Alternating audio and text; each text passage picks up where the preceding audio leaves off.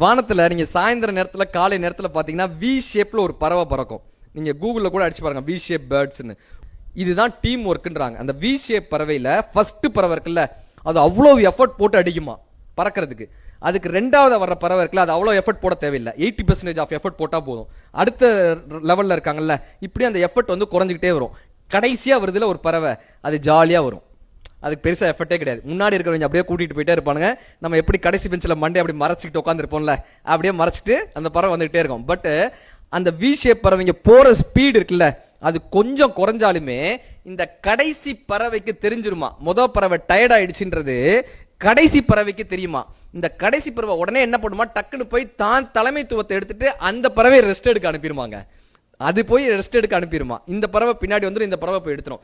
எவன் ஒருவன் அந்த தலைமைத்துவத்தை தான் எடுத்துக்கொள்கிறானோ அவன் என்றைக்குமே ஒரு குழுவினுடைய தலைவனாக இருக்கிறதுக்கான முழு தகுதி அடைந்தவன் தான். Leadership is not an position, it's an action. நமக்கு